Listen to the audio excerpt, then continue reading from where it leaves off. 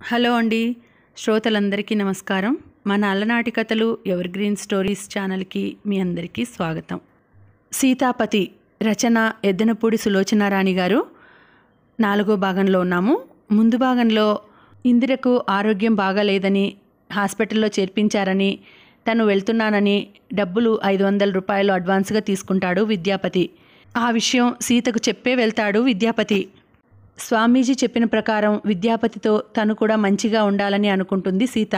హాస్పిటల్కి వెళ్ళి ఇందిరను చూసి ఎంతో చనువుగా మాట్లాడి తను విద్యాపతి ఎంతో అన్యోన్యంగా ఉన్నామని ఇందిరతో చెప్తుంది సీత. ఆ విషయం విని ఇందిర విద్యాపతిని అపార్థం చేసుకుంటుంది. తర్వాత అతని మంచితనాన్ని గురించి తెలుసుకుంటుంది. ఇలా సాగుతూ ఉంది కథ. తర్వాత ఏం జరుగుతుందో ఇప్పుడు తెలుసుకుందాం.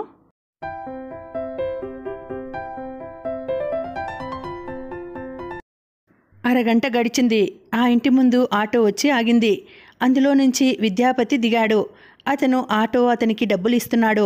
కిటికీలో నుంచి తొంగి చూసిన రత్న, ఇందు అడుగో సీతాపతి వచ్చాడు అంది. ఆ మాట వినగానే మంచం మీద నిస్త్రాణగా పడుకుని ఉన్న ఇందిర లేచి కూర్చుంది. విద్యాపతి లోపలికి వచ్చాడు. అతని ముఖం ఆందోళనామయంగా ఉంది. లోపలికి రాగానే మంచం మీద కూర్చుని ఉన్న ఇందిరని చూడగానే అతని కళ్ళల్లోకి కాస్త నిశ్చింత లాంటిది వచ్చింది. ఇందిరని అతనేమీ అడగలేదు. ఇందిర బాగానే ఉంది. అయినా రత్న అలా ఫోన్ చేసిందేమిటి? ఇందిరకి అస్సలు ఒంట్లో బాగోలేదని, ఏడుస్తోందని త్వరగా రమ్మనమని కంగారుగా చెప్పి మరో మాటకి అవకాశం ఇవ్వకుండా ఫోన్ పెట్టేసింది. విద్యాపతి ఆ తర్వాత ఎక్కువసేపు ఆలోచించలేదు, తటపటాయించలేదు, సంశయించలేదు. మేనేజర్తో పనుండి వెళ్తున్నాను, టైంకి నేను రాలేకపోతే ఆఫీస్కి తాళం వేసి మీరు వెళ్ళిపోండి అనేసి డ్రావర్ సొరుగు మూసి లాక్ చేసి బయలుదేరి వచ్చేశాడు. ఆటో ఎంత వేగంగా వస్తున్నా అతనికి నెమ్మదిగా వెళ్తున్నంత భయం కలిగింది. అతని మనస్సు బాణంలా దూసుకుపోయి ఇందిరని మనోనేత్రంతో చూడటానికి తహతహలాడుతోంది. ఏమైంది ఇందిరకి? ఒంటరితనం భరించలేక ఏదైనా అఘాయిత్యం చేయలేదు కదా? భగవాన్, ఇందిరని మళ్ళీ తను సజీవంగా చూడగలుగుతాడా? నిన్న హాస్పిటల్ నుండి డిశ్చార్జ్ చేస్తుంటేనే ఎలాగో ఉంది తనకు. తను ఎన్ని మాటలు చెప్పినా ఇందిర ఒంటరితనం పోదు అని తనకు బాగా తెలుసు. ఆటో ఆ ఇంటి ముందు ఆగి అతని ఇంట్లోకి వచ్చి మంచం మీద వెనక్కి చేతులు ఆనించుకొని అతి నీరసంగా కూర్చుని ఉన్న ఇందిరని కళ్ళారా చూసిన తర్వాత గాని అతనికి ఊపిరి మళ్ళీ ఆడుతున్నట్టుగా అనిపించలేదు. ఉక్కిరి బిక్కిరి అయిపోతున్న భయం తగ్గి అతనికి మళ్ళీ స్థిమితం వచ్చింది. ఈ ప్రపంచం మళ్ళీ కాస్త మామూలుగా అనిపించసాగింది. విద్యాపతి ముఖంలో ఆందోళన, ఇందిరని మామూలుగా చూడగానే కనిపిస్తున్న ఆశ్చర్యం, ప్రశ్నార్థకం చూడగానే రత్న తప్పు చేసిన దానిలా ఇప్పుడే వస్తాను అని ఎవరినీ ఉద్దేశించకుండా అనేసి లోపలకు వెళ్ళిపోయింది. విద్యాపతి గది మధ్యలో అలాగే నిలబడి ఇంకా ఇందిర వైపే చూస్తున్నాడు. ఇందిర మంచం మీద నుంచి లేచి వచ్చింది. విద్య, నిన్ను చాలా ఆందోళన పెట్టాను కదూ, నన్ను క్షమించు. తూలిపోతూ పడబోయిన ఇందిరని అతను చప్పున పట్టుకున్నాడు. సుడిగుండంలో కొట్టుకుపోతున్న వారికి చేతికి ఆధారం దొరికినట్టుగా ఇందిర అతని చేతిని గట్టిగా పట్టుకుంది. కళ్ళు తిరిగిపోతున్నాయి, కాళ్ళు తేలిపోతున్నాయి. అతనికి మరింతగా తనే దగ్గరైందో అతనే దగ్గరికి తీసుకున్నాడో తెలియదు. మరుక్షణంలో అతన్ని హత్తుకుపోయి నిలబడింది. ఇందు, అతను తల నిమిరాడు. నేను నిన్ను అర్థం చేసుకోలేకపోయాను. ఎంత పిచ్చిగా ఆ ఉత్తరం రాశాను కదూ. నన్ను క్షమించగలవా? అంత మాట అనకు. నా మీద కోపం రాలేదు కదూ? నీ మీద నా కోపమా? పిచ్చి ఇందు. అతని నవ్వులో లాలన ఉంది, ఆత్మీయత ఉంది. నీకు తెలుసుగా, నాకు చాలా ఆవేశం ఎక్కువ. అది ఎంత ఇబ్బంది తెచ్చిపెట్టిందో ఇప్పటికైనా అర్థం చేసుకున్నావు అనుకుంటాను. విద్య, నాకేం తెలియదు. నన్ను తప్పుపట్టకు ప్లీజ్ ప్లీజ్. నేను నిన్నేమీ అనటం లేదు. అనను సరేనా? ఇందిరకి ఏడుపు వచ్చేసింది. అతని దగ్గరగా ఉన్నప్పుడు ఎంతో సహనంగా ఉండాలని, దేనికి తొందరపడకూడదని, అతనికి ఇబ్బంది కలగకుండా సహకరించాలని ఎంతగానో అనిపిస్తుంది. అతను కాస్త కనుచాటు అవగానే ఆ ఆలోచనలన్నీ ఎటుమాయం అవుతాయో తెలియదు. అతను కావాలని అనిపిస్తుంది. అతన్ని ఇంకెప్పుడూ చూడలేనేమో అనే భయం కలుగుతుంది. తన మాటలతో అతన్ని బాధ పెట్టానేమో, అతనికి తన మనసు అర్థం కాలేదేమో, అతను తనకి దూరం అయిపోతాడేమో అనే దిగులు కలుగుతుంది. అప్పుడు ఇంకా దేన్ని గురించిన జాగ్రత్త ఉండదు, నిగ్రహం ఉండదు, సహనం అసలే ఉండదు. తను అతన్ని ఇబ్బంది పెడుతున్నానని తెలుసు, కానీ పెట్టకుండా ఉండలేని నిస్సహాయత్వం అది. అది అతనికి అర్థమైతే బాగుండును. అర్థం అవుతుంది. అతను చాలా మంచివాడు, తన కోసం ఎంతో భరిస్తాడు. అది కేవలం తన అదృష్టం. ఈ అదృష్టాన్ని తను కాపాడుకోవాలి. ఇందు, నువ్వు స్థిమితంగా ఉండటం నేర్చుకో, ఎంతో ఆప్యాయంగా చెప్పాడతను. రావటం లేదు. అభ్యాసం చేసుకుంటే రానిదంటూ ఏం లేదు ఇందు. నాకు చాలా భయం వేస్తోంది విద్య. ఎందుకు? నాకు నువ్వు దూరం అయిపోతావేమోనని. అప్పుడు నేను ఎలా బ్రతకాలి? ఆ రోజు రాదు, కనీసం నేను బ్రతుకున్నంత వరకు, సరేనా? రాని వాటి గురించి, జరగని వాటి గురించి ఎందుకంత ఆలోచిస్తావు? నీ ఆరోగ్యం గురించి చూసుకో. అవును, నేను స్థిమితంగా ఉండాలి. స్థిమితంగా ఉంటే ఆరోగ్యంగా ఉంటుంది. ఆరోగ్యంగా ఉంటే జీవితంలో ఒంటరితనాన్ని ధైర్యంగా ఎదుర్కొనవచ్చు. అన్నింటికీ ముఖ్యం ఆరోగ్యం కాబట్టి నేను ఆరోగ్యం అశ్రద్ధ చేయకూడదు అనుకోసాగింది ఇందిర. ఇంతలో అక్కడికి ఇందిర అక్క రానే వచ్చింది. గది మధ్యగా ఒకరిని పట్టుకుని ఒకరు ఒకే రేఖలా నిలబడి ఉన్న ఆ ఇద్దరిని చూడగానే ఆవిడ మండిపోయింది. ఇందిరా! గర్జించినట్టుగా పిలిచింది. ఇందిర కంటే విద్యాపతి ఎక్కువగా ఉలిక్కిపడినట్టుగా ఇందిరని గబాలన వదిలేశాడు. ఇందిర అక్క చరచరా లోపలికి వచ్చింది. ఇందిరా, నీకు బుద్ధి ఉందా? ఏమిటి ఇంట్లో ఈ నాటకం? ఇరుగు పొరుగు చూస్తే ఏమైనా ఉందా? నిన్ను ఏమి అనరే, నా ముఖాన ఉమ్మేస్తారు. అక్కకి తెలిసే ఈ నాటకం జరుగుతోంది అంటారు. నేను వీధిలో తలెత్తుకోగలనా? ఇప్పటికే సగం చచ్చి బ్రతుకుతున్నాం. ఇందిర ఇది వరకు అయితే అక్కకి ఏదైనా జవాబు చెప్పగలిగేదేమో. ఇప్పుడు మాట్లాడే ఓపిక లేదు. అక్క తనని విద్యాపతితో చనువుగా ఉండగా కళ్ళారా చూసిందనే సిగ్గు, తొట్రుపాటు కలిగాయి. ఆవిడ విద్యాపతి వైపు తిరిగింది. ఏమయ్యా, నీకైనా సిగ్గు ఉండవద్దు? నువ్వేమో లక్షణంగా ఉన్నవాళ్ల పిల్లని పెళ్లి చేసుకుని కలవారి అల్లుడిగా కార్లలో తిరుగుతూ కులుకుతున్నావు. దాని బ్రతుకు బండలు చేశావు. పెళ్లి చేసుకుంటానని ఆశ పెట్టి దాని బ్రతుకు నట్టేట్లో ముంచావు. ఇప్పటికైనా దాన్ని వదలవేం? నువ్వు పెళ్లి చేసుకుంటావా? అంత ప్రేమ ఏడ్చిన వాడివి పెళ్ళెందుకు చేసుకోలేదు అంటాను. అది నీకు కావాలి అంతే. మా ఇంటికి ఎందుకు వస్తావు? మా పరువు బజార్లోకి ఎందుకు ఈడుస్తావు? ఇందిర చేయి పట్టి అతని వైపు తోస్తూ, పో, తీసుకుపో. నీ ఇంటికి తీసుకువెళ్ళి నీ భార్య ఎదురుగుండా కౌగిలించుకొని ముద్దులు పెట్టుకో. ధైర్యం ఉంటే, మగాడివైతే ఆ పని చేయవయ్యా. వెళ్ళు, తీసుకువెళ్ళు. ఆవిడ అరుపులకి ఇరుగు పొరుగు తొంగి తొంగి చూడసాగారు. దీన్ని దగ్గర పెట్టుకున్న కర్మానికి నేనెంత ఏడుస్తున్నానో ఆ భగవంతుడికి తెలుసు. ఇట్లాంటిది నా చెల్లెలు అంటే రేపు నా కూతురికి పెళ్ళి అవుతుందా? సిగ్గు లేకుండా అట్లా చూస్తూ నిలబడతావేం? వెళ్ళు. ఇందిర మీద నీకు ఇష్టం ఉంటే దాన్ని ఇప్పుడే వెంట తీసుకుపో. పెళ్లి చేసుకుని కాపురం పెడతావో, 4 రోజుల వరకు ఉంచుకుని మోజు తిరగానే ఇంత విషయం తినిపిస్తావో. నా ఇంట్లో ఒక్క క్షణం ఉంచుకోను. పొండి ఇద్దరు. నా గుమ్మం ఎక్కకండి అని ఆయాసంతో ఆగింది.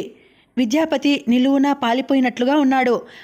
అతని గుండెల్లో అవమానపు పెను తుఫాను ఎడాపెడా వీస్తోంటే దానికి తట్టుకుంటూ నిలబడిన వటవృక్షంలా అన్నాడతను. అతను ఇందిరని చూస్తున్నాడు.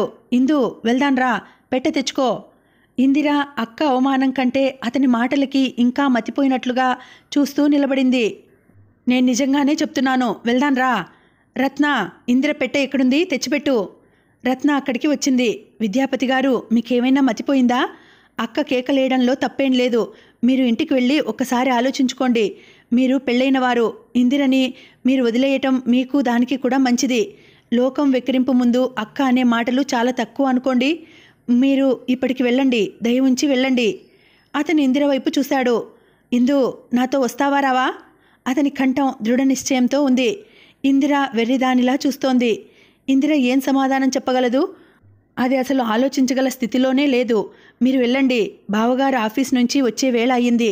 ఆయన వస్తే చాలా గొడవ అవుతుంది బ్రతిమలాడుతున్నట్టుగా అంది. విద్యాపతి మెల్లగా వెనక్కు తిరిగి వెళ్ళిపోయాడు. ఇందిర శూన్యంలోకి చూస్తున్నట్టుగా కూర్చుండిపోయింది. చిచి, నాదే తప్పు. నేనసలు ఫోన్ చేయకుండా ఉండాల్సింది అనుకుంది రత్న. నేనంటే నా నోరు బయటపడుతుంది అయిన దాన్ని కాబట్టి, దాని క్షేమం కోరిన దాన్ని కాబట్టి అలా మాట్లాడాను. ఊళ్ళో వాళ్ళకేం పడుతుంది? అయినా ఇదంతా అసలు నా కర్మ. అటు ఆయనతో మాటలు పడలేక చస్తున్నాను. ఇందిరా అక్క ముక్కు చిదుతూ అంది. నువ్వు అన్న దాంట్లో తప్పేమీ లేదక్కా. నువ్వు లేకపోతే దానికి తప్పు అని ఎవరు చెబుతారు? అంది రత్న. తెలియని వాళ్ళకి చెప్పాలి, తెలిసి చేసే వాళ్ళకి చెప్పి మాత్రం ఏం ప్రయోజనం? అక్క నిష్ఠూరంగా అంది. రత్న ఇందిర భుజం మీద చేయి వేస్తూ అంది. ఇందు, నేను కూడా నీకు చెబుతున్నాను, అక్క అన్న దాంట్లో తప్పేమీ లేదు.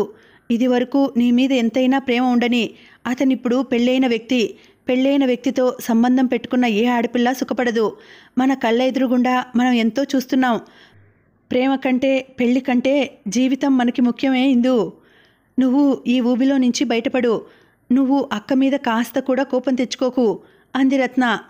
ఇందిర మాట్లాడలేదు. ఈ మాటలు అన్నీ వినిపిస్తున్నాయి. కానీ వీటన్నింటికంటే అక్క చేసిన అవమానాన్ని బలవంతంగా దిగమింగుతున్న విద్యాపతి ముఖమే కళ్ళెదుట కనిపిస్తోంది. ఇందిర అది మర్చిపోలేకపోతోంది. అతను ఈ అవమానం సహించగలడా? జీవితంలో తన ముఖం మళ్ళీ చూస్తాడా? విద్యాపతి ఇంటికి వచ్చాడు. సీత మేల్కొనే ఉంది. వచ్చి తలుపు తీసింది. ఒక్కసారి విద్యాపతిని తీక్షణంగా చూసింది. ఆ చూపుల్లో ఇల్లు ఇప్పుడు గుర్తుకు వచ్చిందన్నమాట అనే హేళన ఉంది. సీత నోరు విప్పి ఏమీ మాట్లాడదు. కానీ ఆ చూపుల్లో 1,00,000 అర్థాలుంటాయి. అతను బట్టలు మార్చుకుని వచ్చి తన గదిలో మంచం మీద కూర్చున్నాడు. సీత గుమ్మం దగ్గరకు వచ్చి నిలబడింది. భోజనానికి రండి అంది. సీత గది లోపలికి రాదు. అతను లేనప్పుడు పని మనిషి సర్దుతుందో సీత సర్దుతుందో గాని గది మాత్రం నీట్గా ఎక్కడి వస్తువులు అక్కడ సర్దినట్టుగా ఉంటాయి. మిమ్మల్నే సీత పిలిచింది. ఆ గొంతులో సహనం ఉంది. ఆకలి లేదు అన్నాడతను. నాకు చాలా ఆకలిగా ఉంది. నువ్వు తిను. నేను ఒంటరిగా తినదలుచుకుంటే ఎప్పుడో తినేదాన్ని. అతను మౌనంగా లేచి వచ్చాడు. సీత తెలివిగా అతనికి వేసే శిక్షల్లో ఇది ఒకటి. అతను వచ్చే వరకు అన్నం తినదు. ఒకవేళ అతను తినను అని అంటే తను కూడా తినదు. ఒకసారి ఇలాగే అయ్యింది. అతను రాత్రి తినలేదు. మరునాడు కంపెనీలో పని ఉండి ఇంటికి రాలేకపోయాడు. సీత కళ్ళు తిరిగి పడిపోయిందట. డాక్టర్ వచ్చాడని తల్లి ఫోన్ చేస్తే అతను ఇంటికి వచ్చాడు. డాక్టర్ సీతకి ఏమీ సుస్థి లేదని, అన్నం తినకపోవటం వల్ల నీరసంతో కళ్ళు తిరిగాయని చెప్పాడు. అంత నీరసంలో కూడా విద్యాపతి తింటేనే తింది సీత. ఆ రాత్రి తల్లి అతన్ని చెడామడా చివాట్లు వేసింది. నీకసలు బుద్ధి లేదురా? ఎందుకు ఆ అమ్మాయిని అలా క్షోభ పెడతావు? పెళ్లి కాకముందు ఆ ఇందిరంటే ఏదో ఇష్టమే ఉండేది అనుకో. పెళ్ళైన తర్వాత ఏమిటి? రేపో ఎల్లుండో సీత వాళ్ళ నాన్నగారు వాళ్ళు ఊరి నుంచి వస్తారట. పిల్ల ఇలా ఎందుకు చిక్కిపోయిందని ఆయన అంటే ఏమని చెప్పాలి? నన్నేం చేయమంటావమ్మా? అతను నిస్సహాయంగా అన్నాడు. ఏం చేయమనడం ఏమిట్రా? వేలపట్టున ఇంటికి రా. ఆ అమ్మాయితో కలిసి భోజనం చెయ్యి. సినిమాలకి తీసుకువెళ్ళు. పాపం ఆ అమ్మాయి అంతకంటే ఏం అడిగిందిరా? ఆ రోజు నుంచి విద్యాపతి ఇంట్లో సీతతో కలిసి భోజనం చేయటం అనేది తనకి తప్పనిసరి కర్తవ్యాల్లో ఒకటిగా అలవాటు చేసుకున్నాడు. అందుకే ఇప్పుడు వెంటనే వచ్చేశాడు. ఇద్దరూ భోజనానికి కూర్చున్నారు. సీత వడ్డిస్తూ అడిగింది, ఇందిరని డిశ్చార్జ్ చేశారా? అతను ముక్తసరిగా అన్నాడు. మీరు వెళ్ళి చూసి వచ్చారా? ఎంతో మామూలుగా అడిగినట్లుగా ఉన్న ఆ కంఠంలో ఆరా తీస్తున్నట్టు కనిపిస్తూనే ఉంది. వెళ్ళాను అతను జంకు లేకుండా చెప్పాడు. సీత నిట్టూర్చింది. ఆ పైన ఇంకేం పెద్దగా సంభాషణ జరగలేదు. ఒక్కోసారి సీతకి అనిపిస్తూ ఉంటుంది, చాలామంది మగవాళ్ళు ఇలాంటి వ్యవహారాలు ఉంటే దాచుకోవటానికి తాపత్రయపడతారు. అబద్ధాలు చెప్పి భార్యల ముందు అమాయకంగా కనిపించడానికి ప్రయత్నిస్తారు. విద్యాపతిలో అలాంటిదేదీ లేదు. అతన్ని ఏదైనా అడగాలంటే తనకి చాలా భయంగా ఉంటుంది. ఎందుకంటే ఆరా కోసం అతన్ని అడుగుతుంది. తీరా అతను సూటిగా చెప్పిన జవాబు వింటే ఎంతో బాధ కలుగుతుంది. దాన్ని అతను నిర్లిప్తంగా జీర్ణం చేసుకోలేదు. సీతకి ఈ మధ్య మరీ అనిపిస్తోంది. అతన్ని తను శారీరకంగా కట్టిపడేసి ఉంచుతోంది. కానీ ఏం ప్రయోజనం? అతని మనసు ఇక్కడ ఉండనే ఉండదు. ఎన్నాళ్ళిలా ఏం చేయటం? ఇందిర విషయంలో అతను తన దగ్గర ఏదీ దాచటం లేదు. నిర్మోహమాటంగా తను ఇందిర కోసం చేసిన పనులు, ఇందిర దగ్గరికి వెళ్ళిన సమయాలు చెప్పేస్తున్నాడు. ఒక్కోసారి అతను నటిస్తేనే బాగుంటుందేమో అనిపించేది. సీత అతను భోజనం చేసేటప్పుడు క్రీగంటన అతను మొక్కబడిగా తింటున్నాడా, ఆకలితో తింటున్నాడా అని గమనిస్తుంది. అతను ఆకలితో తినటం, తను వడ్డించినవి వదలకపోవటం గమనించి మనసు కాస్త ఊరట కలిగేది. అప్పుడప్పుడు సీతకి తన మీద తనకే చాలా కోపం వస్తుండేది. నాకేం తక్కువ అని నేను అతని కోసం ప్రాకులాడాలి? అతనితో కొట్లాట పెట్టుకుని విడాకులు ఇచ్చేస్తే ఏమవుతుంది అనిపించేది సీతకి. భయం వేసేది. మళ్ళీ విడాకులా? తండ్రి పరువు ప్రతిష్ట ఏమవుతాయి?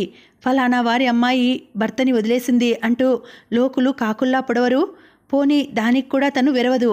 విద్యాపతి లాంటి మరో వ్యక్తి తనకి దక్కుతాడని హామీ ఉంటే అతన్ని క్షణంలో వదిలేస్తుంది. ఎవరున్నారు? కంచు కాగడా వేసి వెతికినా అతని లాంటి మంచివాళ్లు దొరకరు కదా. ఈ మాట గుర్తుకు వస్తే సీతకి మళ్ళీ రోషం వచ్చేసేది.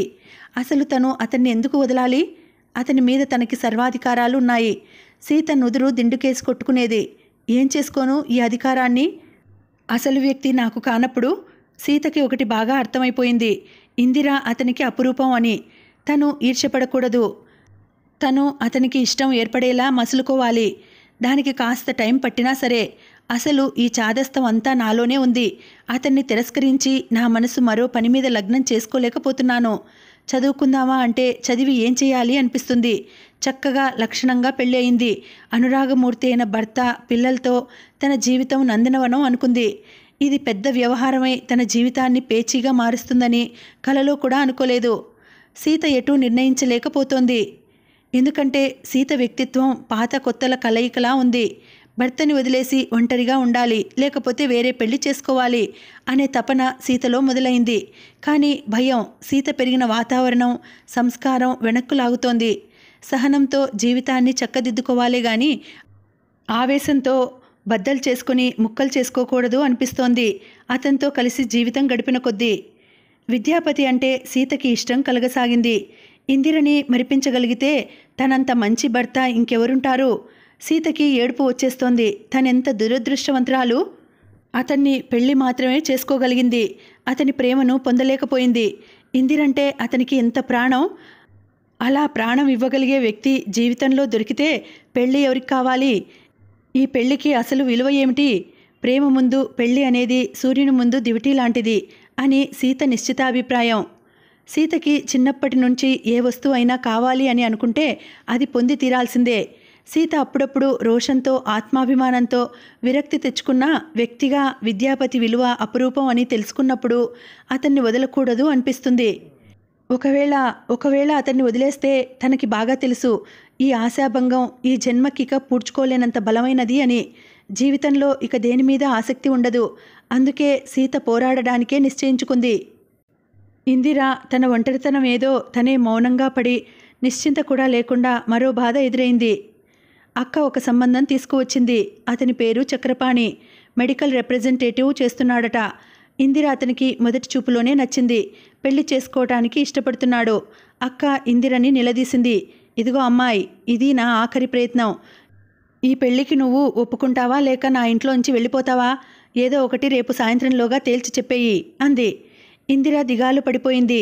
ఈ పరీక్ష ఎలా దాటాలో అర్థం కాకుండా పోయింది. అక్క చాలా పట్టుదలగా ఉందని తెలుస్తూనే ఉంది. రత్న కూడా అక్క పక్షమే చేరింది. ఎందుకే నీకింకా ఆ ప్రాకులాట? అతనెలాగూ పరాయివాడు అయిపోయాడు. నువ్వు అతనితో కలిసి ఉండటం అనేది జరగని పని.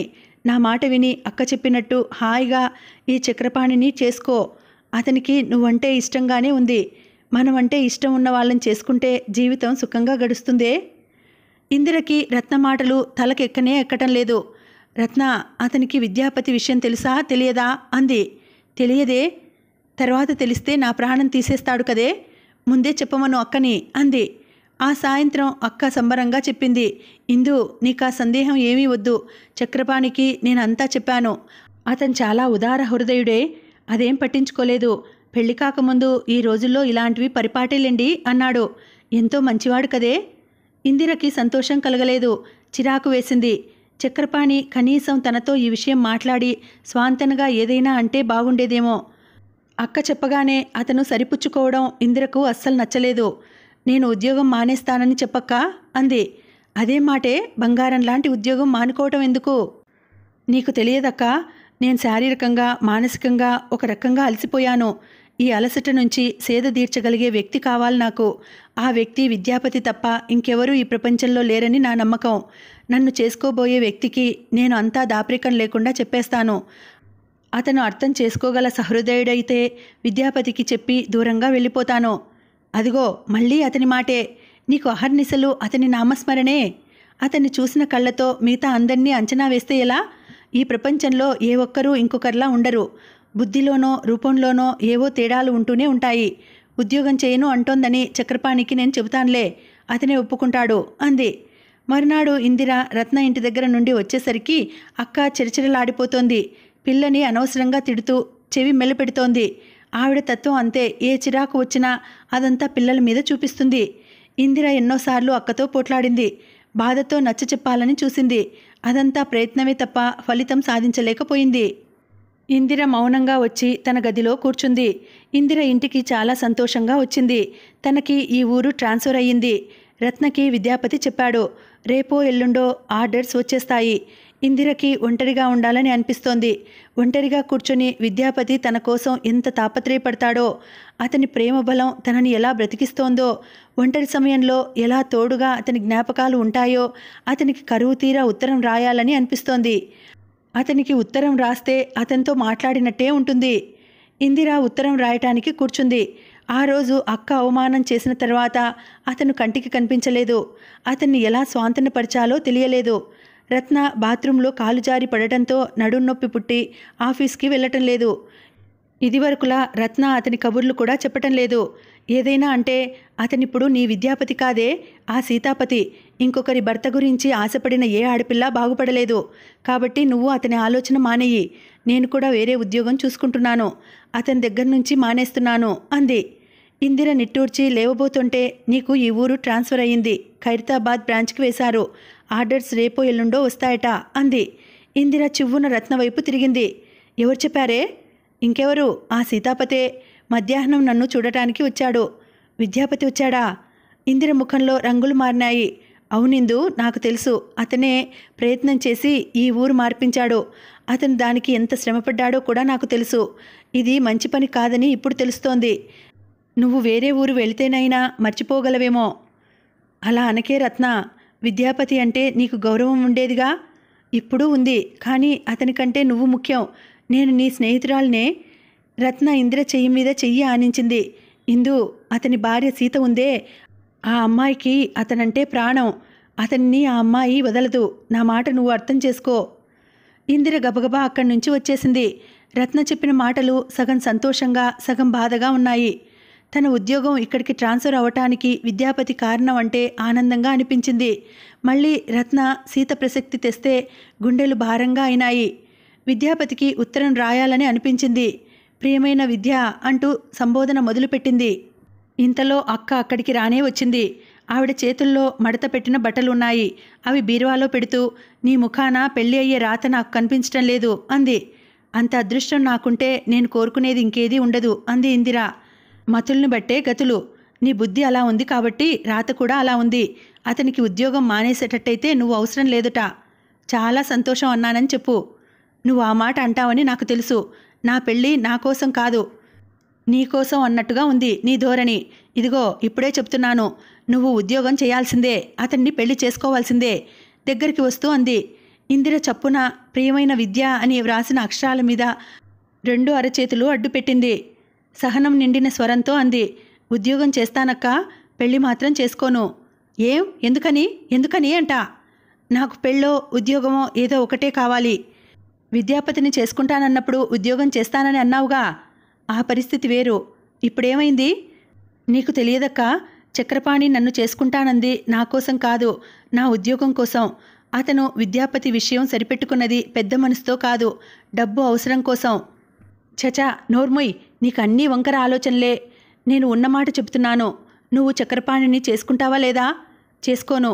అంతా నీ ఇష్టమేనా? ఇదిగో ఇప్పుడే చెప్తున్నాను, నువ్వు చక్రపాణిని చేసుకుంటే సరే, లేకపోతే నా ఇంట్లో ఉండటానికి వీల్లేదు. నువ్వు ఈ పెళ్లికి ఒప్పుకుంటావో లేక ఇంట్లో నుంచి వెళ్ళిపోతావో తేల్చి చెప్పేయి నాకు. నేను నిజంగా చెప్తున్నాను. ఇవి ఆషామాషా మాటలు కాదు. ఇది నా ఇల్లు. నా ఇంట్లో ఉండేవాళ్ళు నా మాట విని తీరాలి. అంతే. అక్క గదిలో నుంచి వెళ్ళిపోయింది. ఇందిర నిశ్చేష్టురాల్లా కూర్చుండిపోయింది. విద్యాపతికి ఉత్తరం రాయాలనే ఉత్సాహం చచ్చిపోయింది. ప్రియమైన విద్య అనే అక్షరాల దగ్గర నుంచి గీట్లు గీస్తూ కూర్చుండిపోయింది. ఈ పెళ్లికి ఒప్పుకుంటావా లేక ఇంట్లోంచి వెళ్ళిపోతావా? అక్క మాటలు గుర్తుకు వస్తున్నాయి. ఎంత నిస్సహాయమైన జీవితం. అక్క తనని ఎందుకు అర్థం చేసుకోదు? పెళ్ళి అంటే కొన్ని కారణాల వల్ల తనకి విముఖత కలిగింది. పెళ్లి చేసుకోవాలి అనిపించడం లేదు. ఏం, పెళ్లి చేసుకోకుండా ఆడపిల్ల బ్రతకకూడదా? వారం రోజులయ్యింది. ఇందిర ఉద్యోగంలో జాయిన్ అయింది. ఉద్యోగం ఇక్కడికి ట్రాన్స్ఫర్ అయిందన్న సంతోషం ఏమాత్రం లేకుండా పోయింది. చక్రపాణిని పెళ్లి చేసుకోవడానికి తిరస్కరించిందని అక్క కోపంతో మాట్లాడడం మానేసింది. అక్క ముభావం, ఆ నిరసన చూస్తుంటే ఇందిరకి చెప్పలేనంత బాధగా అనిపించింది. విద్యాపతి ఏమయ్యాడో అంతే లేడు. ప్రతిరోజు అతను తప్పక వస్తాడని ఎదురుచూస్తున్న ఇందిరకి నిరాశే ఎదురైంది. అతనికి తన మీద బాగా కోపం వచ్చింది కాబోలు. అక్క తిట్టినప్పుడు అతనితో రమ్మని అంటే రాలేదని అతనికి విరక్తి కలిగిందేమో. ఇందిరకి దిగులు కలగసాగింది. అతనికి ఎంత బాధ కలిగేది, లోకం ఇంకా ఎంత హేళన చేసేది. అతనికి ఒక్కసారి తన మనసులోని బాధ అంతా చెప్పగలిగితే ఎంత బాగుండును. అక్కడికి ఉండలేక అతని ఆఫీస్కి ఫోన్ చేసింది. ఎవరో ఒక ఆయన తీశాడు. గొంతు బొంగురుగా ఉంది. విద్యాపతి లేడు అని చెప్పాడు. మీ పేరేమిటి, పనేమిటి అని ప్రశ్నలు వేశాడు. ఇందిర ఫోన్ పెట్టేసింది. రత్నకి ఖాదీ భాండార్లో జాబ్ వచ్చింది. అక్కడ జాయిన్ అయిపోయింది. ఆ విధంగా రత్న మూలంగా కబుర్లు తెలిసే అవకాశము పోయింది. అతనికి తనకి మధ్య పెద్ద అఘాతం ఏర్పడినట్టయింది. అది రోజురోజుకి బ్రహ్మరాక్షసి నోరు తెరిచినట్టుగా ఎక్కువ అవుతోందే తప్ప తగ్గడం లేదు.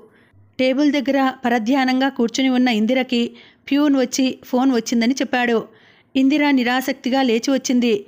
బ్యాంకులో డబ్బు దాచుకున్న వాళ్ళు ఎంతోమంది ఏదో ఒక వివరం కోసం ఫోన్లు చేస్తూనే ఉంటారు. హలో, విసుగు కనపరచకుండా అలవాటైనట్టుగా శ్రద్ధ నిండిన స్వరంతో అంది. హలో. ఇందిర ఉలిక్కిపడింది. నిటారుగా అయింది. ఇందు. అవతల నుంచి విద్యాపతి పిలుస్తున్నాడు. విద్యా. నమ్మలేనట్టుగా అంది. నేనే. ఇన్నాళ్ళు ఏమైపోయావు? ఏమై ఉంటానో చెప్పు. భార్యతో ఏదైనా ఊరు వెళ్ళి ఉంటావనుకున్నాను. My God. ఎందుకంటే ఈ ఊళ్ళో ఉంటే నువ్వు నన్ను కలవకుండా కనీసం ఫోన్ చేయకుండా ఉండవు.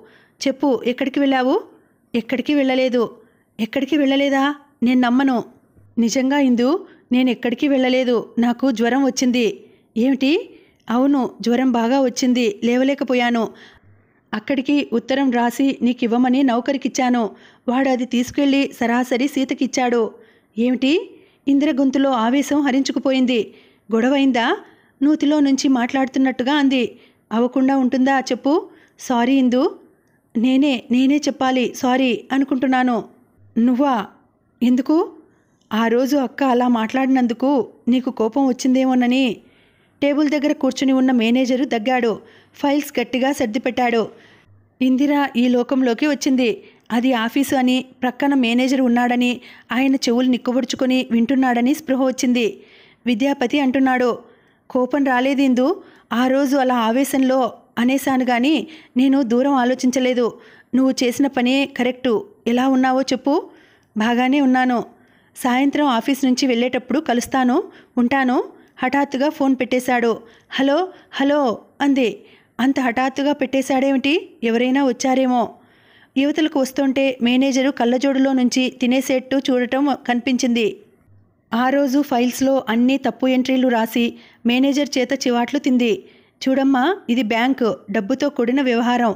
ఆఫీస్లో సొంత వ్యవహారాలు బుర్రలో ఉండకూడదు అన్నాడు. ఇందిర మాట్లాడలేదు. బయటకి వచ్చింది. అక్కడ బస్టాప్ దగ్గర విద్యాపతి నిలబడి ఉన్నాడు. ఇందిర అది జనం ఉన్న రోడ్డు అనే సంగతి మర్చిపోయింది. పరుగు పెట్టేసింది. విద్యాపతి దగ్గరకు రాగానే ఇందిర గబాల్న అతని చెయ్యి పట్టుకుంది. అతను బాగా చిక్కిపోయి ఉన్నాడు. ముఖంలో ఇంకా బాగా నీరసం కనిపిస్తోంది. అతన్ని చూడగానే ఇందిర కళ్ళల్లో గిర్రున్న నీళ్లు తిరిగాయి. విద్య, జ్వరం బాగా వచ్చింది కదూ అంది. అతను లేదన్నట్టు తల తిప్పాడు. ప్రక్కనే ఉన్న ట్యాక్సీని చూపిస్తూ ఎక్కు అన్నాడు.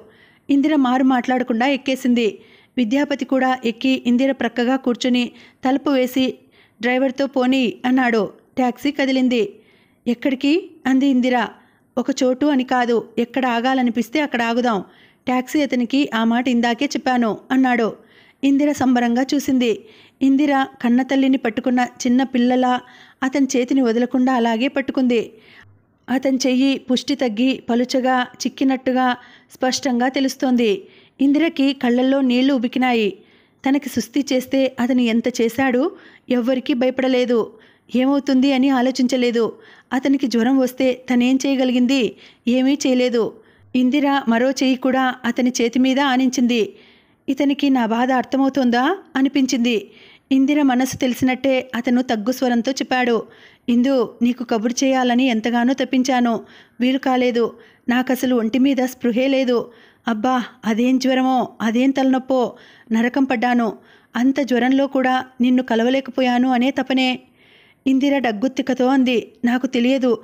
తెలిస్తే నన్నెవరూ ఆపగలిగేవాళ్ళు కారు. వచ్చేసేదాన్ని. నీకంత జ్వరం వస్తే ఎవరు చూశారు మరి? అమ్మా? కాదు, సీత. ఇందిర చప్పున ముఖం తిప్పుకొని కిటికీలో నుంచి బయటికి చూడసాగింది. ఇందిర మనసులో అతనికి జ్వరం వచ్చింది అనే బాధ మెల్లగా వరద తీసేసినట్టుగా తగ్గసాగింది. సీత సేవలు చేసిందా? అవును, అతని జీవితానికి అధికారిని కదా. సీత చేయకపోతే ఎవరు చేస్తారు? అతనికి జ్వరం వచ్చింది, తెలియలేదు. ఆదుకోలేకపోయానని తను బాధపడుతోందే గాని తెలిస్తే మాత్రం ఏం చేయగలిగేది? తెలిసి ఏం చెయ్యలేని ఆ నిస్సహాయత్వం ఇంకా ఘోరాతి ఘోరమైనది కదా. తను ఆ ఇంటికి వెళ్ళగలదా? వెళితే మాత్రం సీత గుమ్మంలో అడుగు పెట్టనిస్తుందా?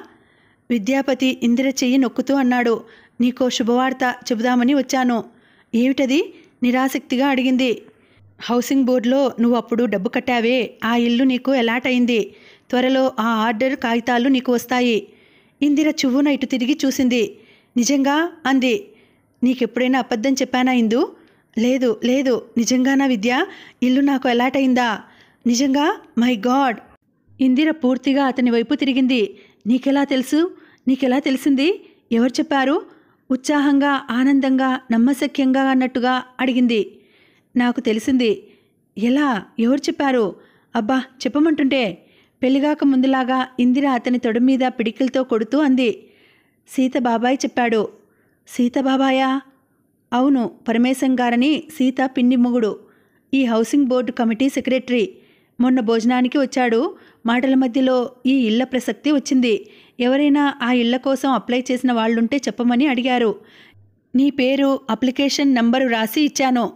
ఇల్లు తప్పక వస్తుందని చెప్పారు. ఈరోజు మధ్యాహ్నం ఫోన్ చేసి ఇల్లు అలాట్ చేశామని, రేపు కాగితాలు పంపుతున్నామని చెప్పారు. ఇందిర ముఖంలో వెలుగుతున్న ఆనందపు చంద్రుడిని మెల్లగా నిరుత్సాహపు మేఘం కమ్మినట్టయింది. సీత బాబాయి ద్వారా ఇల్లు వచ్చిందా? ఇందిరలో సంతోషం సగం ఆవిరైపోయినట్టుగా అయింది. సీతకు తెలుసా? తగ్గు స్వరంతో అంది. అతను తెలుసునన్నట్టు తల ఊపాడు. నేను చీటీ మీద నీ పేరు ఆయనకు రాసిచ్చాను. సీత ఎవరు అని నన్ను నేరుగా అడగలేదు. వాళ్ళ బాబాయి ఆ చీటీ పర్సులో పెట్టుకుంటుంటే ఏది అని అడిగి తీసుకుని చూసి ఇచ్చేసింది. ఏమన్నది? ఏమంటుంది? ఏమీ అనలేదు. నన్ను అడిగితే నేనే చెప్పి ఉండేవాడిని. ఇందిర నిట్టూర్చింది. ఏమీ అనలేదా? ఆశ్చర్యంగా ఉందే. సీత తప్పకుండా పోట్లాడే ఉంటుంది. విద్యాపతి చెప్పటం లేదు అనుకుంది. ట్యాక్సీ రోడ్ల వెంట అడ్రస్ తెలియని ఉత్తరంలా తిరుగుతూనే ఉంది. కాఫీ తాగుతావా అన్నాడు విద్యాపతి. ఇందిర తల ఊపింది. విద్యాపతి ట్యాక్సీని హోటల్ దగ్గర ఆపమని చెప్పాడు. మీటర్ చూడగానే ఇందిర గుండె జల్లుమంది. 28 రూపాయలయ్యింది. ఇందిర బ్యాగ్ తెరవబోతుంటే విద్యాపతి వారించి జేబులోంచి పర్స్ తీసి తను ఇచ్చేశాడు. ఇందిరకు ఆ క్షణంలో ట్యాక్సీలో కూర్చొని తిరిగిన హాయి ఏదో పోయినట్టే అనిపించింది. ఇద్దరూ హోటల్ లోపలికి వచ్చారు. ఇందిరకి హాస్పిటల్లో ఉండగా విద్యాపతి అన్న మాటలు గుర్తుకు వచ్చాయి.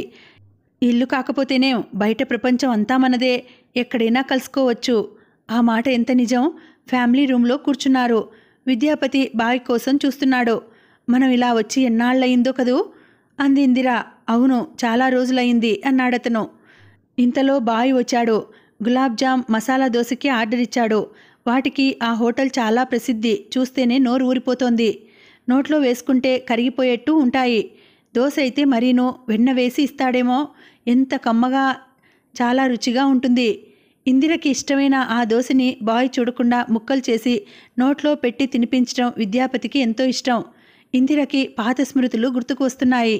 తనకి జీతం రాగానే ఇక్కడికి వచ్చేవాళ్ళు. విద్యాపతి తనని ఎక్కువగా ఖర్చు పెట్టనిచ్చేవాడు కాదు.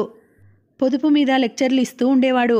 ఇందు, మనలో చాలామందికి డబ్బు అసలెలా ఉపయోగించుకోవాలో తెలియదు. దాన్ని జాగ్రత్తగా వాడితే అనుకున్నన్ని ఇబ్బందులు ఉండవు. ఉదాహరణకి ఇంట్లో సామాను ఉందనుకో, మనకి ఏం కావాలో అవి మాత్రమే కొని ఊరుకోం. మోజు కొద్దీ కొన్ని, పక్కింటి వాళ్ళింట్లో ఉందని కొన్ని, ఉండి తీరాలని కొన్ని, ఇలా వేస్ట్ వస్తువులు కొంటాం. ఒక్కొక్క ఇల్లు చూడు, ఎన్ని అనవసరపు వస్తువులతో నిండి ఉంటుందో. అలాగే బట్టలు కూడా. ఏమిటో బాబు, నీవంతా లెక్క ప్రకారం జరగాలంటావు. అందరికీ అన్ని తెలివితేటలుండొద్దు అనేది ఇందిర. తెలివితేటలు లేకనే బాధలు పడేది మరి అనేవాడు. అతను ఎన్నెన్నో కొత్త కొత్త విషయాలు చెబుతుంటే గడ్డం చేతికి ఆనించుకుని కూర్చొని విప్పారిన నేత్రాలతో చూస్తూ వింటుండేది. ఆ రోజులు ఎంత బాగుండేవి. ఇద్దరి కబుర్లలో ఎంత ఆశ, భవిష్యత్ పట్ల గాఢమైన నమ్మకం, కళ్ళల్లో కలలు. ఎంతసేపు పెళ్లి గురించి కంటే ఉండబోయే ఇల్లు, పిల్లల గురించి మాట్లాడుకునేవారు. పెళ్లి గురించి అసలు ఎక్కువ మాట్లాడేవారే కాదు. ఎందుకంటే ఇద్దరికీ పెళ్లి అయిపోయినట్టే అనిపించేది. ఆ రోజులు ఎంత బాగుండేవి. అతను కూడా మౌనంగా ఇందిర వైపే చూస్తున్నాడు. అతనికి కూడా ఆ విషయాలే గుర్తుకు వస్తున్నట్టున్నాయి. అతని కళ్ళల్లో కూడా అదే ప్రశ్న కనిపిస్తోంది. ఏమైపోయినాయి ఆ రోజులు? ఇంతలో తలుపు త్రోసిన చప్పుడు అయింది. ఇద్దరూ తల త్రిప్పి చూశారు. స్ప్రింగ్ డోర్ తెరుచుకొని ఒక లావాటి ఆయన అక్కడికి వచ్చాడు. ఆయన వెంట భార్య, 4 పిల్లలు వచ్చారు. వాళ్ళు కూడా లావుగానే ఉన్నారు. వాళ్ళు షాపింగ్కి వెళ్ళి వస్తున్నట్టున్నారు కాబోలు. అందరి చేతుల్లో ప్యాకెట్లు ఉన్నాయి. విద్యాపతిని చూడగానే ఆయన కనుబొమ్మలెత్తి కళ్ళు పెద్దవి చేసి ఆనందం ప్రకటిస్తూ హలో సీతాపతి అంటూ విద్యాపతి చెయ్యి పట్టి కరచాలనం చేసి ఊపుతూ భార్యని పిలుస్తూ ఇదిగో ఏమేవ్ మా మణెమ్మక్కాయి అల్లుడు పేరు సీతాపతి అన్నాడు. కాదండి నా పేరు విద్యాపతి అన్నాడు విద్య మర్యాదగా. ఆయన కళ్ళు పెద్దవి చేసి చూశాడు. ఏమిటి నీ పేరు సీతాపతి కాదు? అందరూ సీతాపతి అంటారేమిటి మరి? నేను నిజంగా సీతాపతి అనుకున్నాను సుమా. అయితే అసలు పేరు విద్యాపతా? ఓహో సీత మొగుడివి కాబట్టి సీతాపతి అని అంటున్నారా? ఓర్ని ఆయన పొట్ట కదిలిపోయేలా విరగబడి నవ్వాడు. అంతేలే నా పేరు సుబ్బారావు, కానీ మా అత్తవారికి ఎవ్వరికీ నా పేరు తెలియదు. కిట్టమ్మ మొగుడు అంటారు. కిట్టమూర్తిని అయిపోయాను. ఇదిగో ఈవిడ నా భార్య కృష్ణవేణి, ఇదిగో వీరు నా సైన్యం అంటూ పిల్లల్ని పరిచయం చేశాడు. వాళ్ళ పేర్లు చెప్పి అంతటితో ఊరుకోలేదు. వాళ్ళ చదువులు బుద్ధుల గురించి విద్యాపతి ప్రక్క కుర్చీలో కూర్చుని ఏకరువు పెట్టసాగాడు. అది అయిన తర్వాత వ్యాపారం ఎలా సాగుతోంది? నువ్వు సీట్లోకి వచ్చిన తర్వాత బాగానే జరుగుతోందని అంటున్నారంతా. మీ మామగారు అత్తగారు ఊరు వెళ్ళి ఎన్ని రోజులైందేమిటి? ఇంకా రాలేదేం? అవును ఈ అమ్మాయి ఎవరు? ఇందిర వైపు ఆరాగా చూశాడు. నా కజిన్, పేరు ఇందిర, ఖైరతాబాద్లో పనిచేస్తోంది అంటూ పరిచయం చేశాడు. ఇందిర నమస్కారం చేసింది. బ్యాంకులో ఉద్యోగం అనేసరికి ఆయన కళ్ళు పెద్దవి చేసి ఆహా అన్నట్టు తల పంకించాడు. పెళ్ళయిందా? ఇందిరను చూస్తే పెళ్ళయిన లక్షణాలు కనిపించడం లేదు. ఇంకా కాలేదు. విద్యాపతి ఆ మాట చెబుతుంటే అతని ముఖంలోకి ఎరుపు పాకి వచ్చింది. ఇందిర తల తిప్పుకొని గోడకి ఉన్న ఫోటో పరీక్షగా చూడసాగింది. సర్వరు వచ్చాడు. టిఫిన్ తెచ్చి ఇందిర విద్యాపతిల ముందు పెట్టి వెళ్ళాడు. సుబ్బారావు తన పరివారం కోసం దోశలు ఆర్డర్ ఇచ్చాడు. ఇందిర విద్యాపతి తినసాగారు. ఈ అమ్మాయికి పెళ్లి కాలేదా? మా తమ్ముడు కొడుకు ఒకడు ఉన్నాడోయ్, బీకాం పాస్ అయ్యాడు. వాడికి కూడా రేపో మాపో బ్యాంకులో జాబు వస్తుంది. పెళ్లి చేయాలని చూస్తున్నాం. సరైన పిల్ల కోసం వెతుకుతున్నాం. ఇందిరని చూస్తూ అన్నాడు. మా వాడికి ఉద్యోగం చేసే ఆడపిల్ల కావాలి. ఆయన కబుర్లకి అంతూ పంతూ లేకుండా ఉంది. పిల్లలకి స్కూళ్ళు తెరిచారా? విద్యాపతి మాట మారుస్తూ అడిగాడు. అయినా ఏం స్కూల్లోయ్? ఆయన స్కూళ్ళ మీద లంకించుకున్నాడు. డొనేషన్లు ఫీజులు ఖర్చే తప్ప పిల్లలకి చదివే చెప్పరు కదా. మళ్ళీ ట్యూషన్లు అంటూ మన పాటలు మనం పడాల్సిందే. మా పిల్లలకి నేనే చెబుతాను, అందరూ ఫస్ట్ రావాల్సిందే, సెకండ్ కూడా రావడానికి వీల్లేదు, చీల్చేస్తాను. ఇందిర దోశ సగం తిని వదిలేసింది. విద్యాపతి కూడా వదిలేశాడు. సర్వర్ వచ్చాడు. కాఫీ తాగను అంది ఇందిర. నాకు కూడా వద్దు, బిల్లు తీసుకురా అన్నాడు విద్యాపతి. సర్వర్ బిల్ తేగానే చెల్లించి లేచి నిలబడ్డాడు. సుబ్బారావు గారు విద్యాపతిని చూస్తూ ఇంటికి వస్తానులే, సీతని అడిగానని చెప్పు. ఆయన విద్యాపతితో మాట్లాడుతున్నాడే గాని చూపులు ఇందిర మీదనే ఉన్నాయి. ఇందిరకే కాదు విద్యాపతికి కూడా ఆ చూపులు చిరాగ్గా అనిపించాయి. ఇందిర కట్టు బొట్టు జడ చీర కట్టుకున్న తీరు మెడలో నగలు నిశితంగా పరిశీలిస్తున్నాడు. అబ్బబ్బా చచ్చాం, టైం అంతా బకాసుడిలా తినేశాడు అంది ఇందిర బయటికి రాగానే. నా ప్రాణానికి ఎక్కడి నుంచో ఊడిపడ్డాడు. విద్యాపతి కూడా విసుక్కున్నాడు. సినిమాకి వెళ్దాం విద్య, అక్కడైతే హాయిగా 3 గంటలు కూర్చోవచ్చు అంది ఇందిర. సినిమా ఎవరు చూస్తున్నారట? ఓకే, పాత సినిమా ఏముందో చూద్దాం. అతను షాప్లో ఉన్న పేపర్ కొన్నాడు. దగ్గర ఉన్న హాల్ చూడు బాబు అంది ఇందిర. ఇద్దరూ దగ్గరలో ఉన్న హాలుకి వెళ్లారు. పాత హిందీ సినిమా ఆడుతోంది. ఆ పేరు వింటేనే ఇప్పటి వాళ్ళకి బోర్ అనిపిస్తుంది. బయట సైకిళ్ళు స్కూటర్లు కార్లు ఏవీ లేవు. అంటే రష్ లేదన్నమాట. అమ్మయ్యా అనుకుంది. లోపలికి వెళ్లారు. సినిమా మొదలై చాలాసేపు అయింది. హీరో హీరోయిన్లు ప్రథమ పరిచయంలో తగాదా పడుతున్నారు. విద్యాపతి ఇందిర చేయి పట్టి తీసుకువెళ్లాడు. మూలగా పోయి కూర్చున్నారు. మొదట్లో చీకట్లో అటూ ఇటూ జనం కనిపించలేదు. కళ్ళు క్రమంగా ఆ చీకటికి అలవాటైన కొద్దీ ఆ సినిమా వెలుగులో జనం కనిపించసాగారు. ఇందిర కూర్చున్నదల్లా హఠాత్తుగా కంఠం బాగా తగ్గించి విద్య లే వెళ్ళిపోదాం అంది. ఏమైంది కంగారుగా అడిగాడు. ఆ ముందు వరుసలో ఆ పెద్ద చుట్ట చుట్టుకున్న ఆవిడ మా పక్కింటి పిన్నిగారు. ఆవిడ మనల్ని చూసిందంటే అక్కకి చెప్పేస్తుంది. విద్యాపతి వెంటనే లేచాడు. ఇద్దరూ బయటకు వచ్చేశారు. అక్కడ ట్యాక్సీ కానీ ఆటో కానీ దొరకలేదు. ఇద్దరూ నడక సాగించారు. పేవ్మెంట్ మీద నడుస్తుంటే ఇంతలో నల్లటి ఫియట్ కారు ఒకటి వచ్చి వారి ప్రక్కగా ఆగింది. అందులోంచి తల బయట పెట్టి సీతాపతి గారు నడిచి వస్తున్నారేమిటి?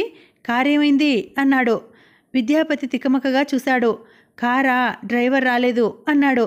రండి డ్రాప్ చేస్తాను స్నేహపూర్వకంగా చూస్తూ అన్నాడు. నో థ్యాంక్ యూ మర్యాదగా తిరస్కరించాడు. పర్వాలేదు రండి అంటూ వెనక డోర్ తెరిచాడు. మేం నడిచి వెళ్తానులేండి.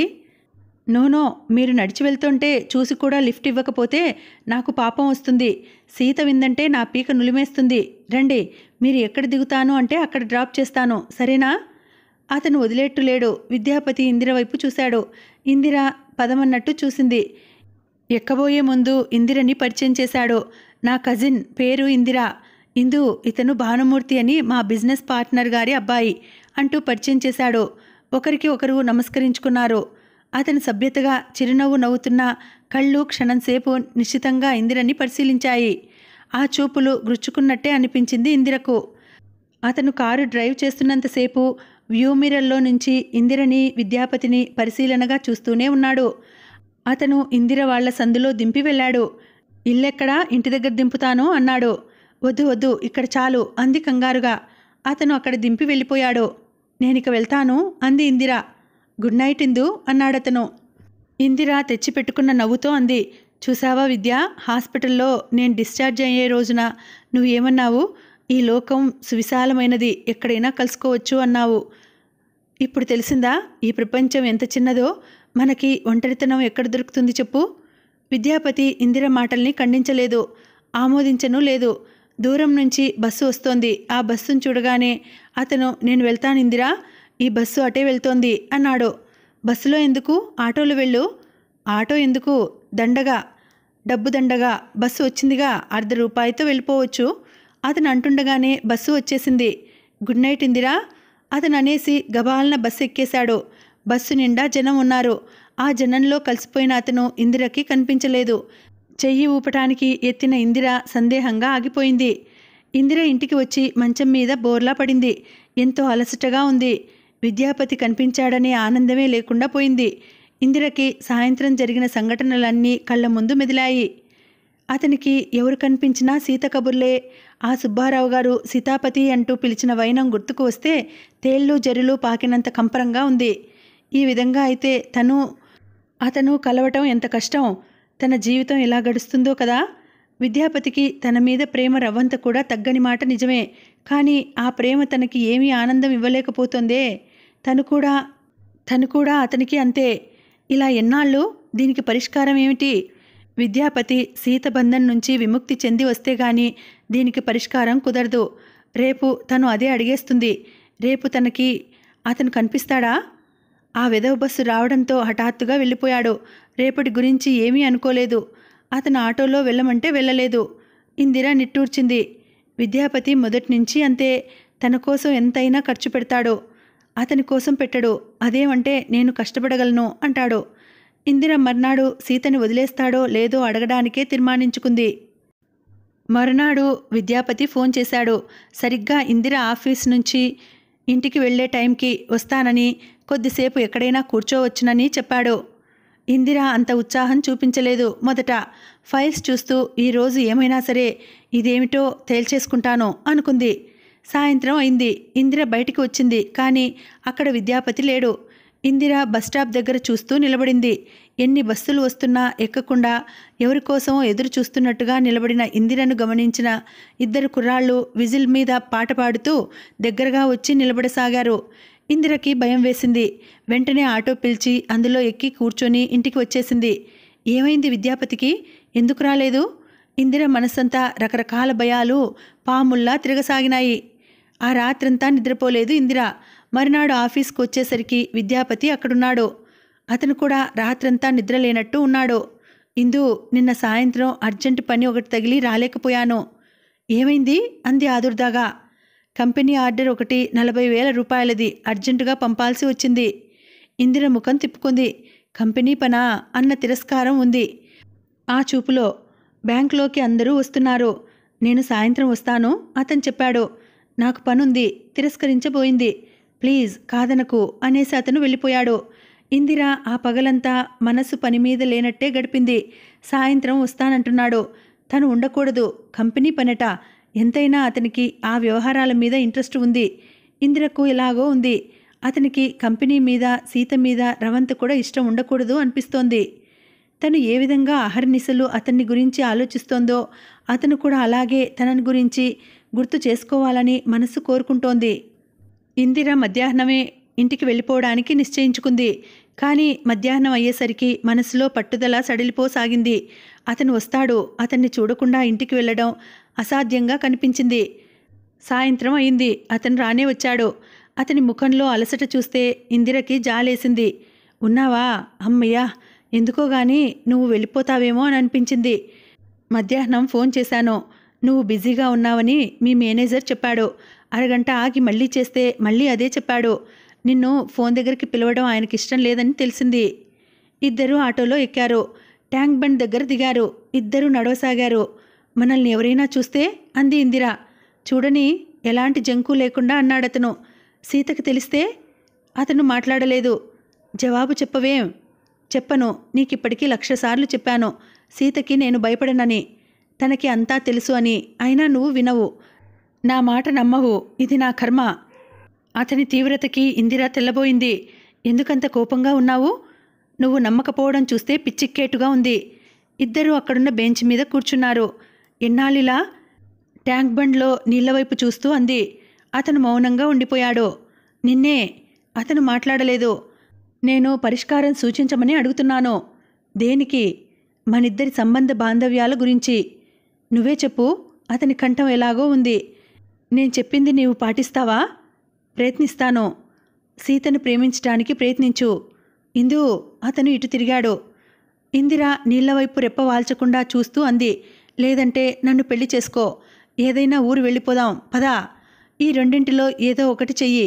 మనం వెళ్ళదలుచుకున్న మార్గం ఏదో ఒకటిగానే ఉండాలి. 2 మార్గాల వెంట ఏ మనిషి ఏకకాలంలో వెళ్ళలేడు. ఈ దొంగ బ్రతుకు మనం బ్రతకలేం. నిన్న చూసావుగా, కలిసి 10 నిమిషాలు కూడా గడపలేకపోయాం. ఈరోజు అంతే, రేపు అంతే, జన్మ అంతా ఇంతేనేమో అనిపిస్తోంది. నేను భరించలేకుండా ఉన్నాను. అతను మౌనంగా ఉండిపోయాడు. ఇందిర చెప్పసాగింది. రాత్రి నేను బాగా ఆలోచించాను. నేను ఒక పెద్ద తెలివి తక్కువదాన్ని. ఈ లోకంలో ఎవ్వరూ చేయని పని నేను చేశాను.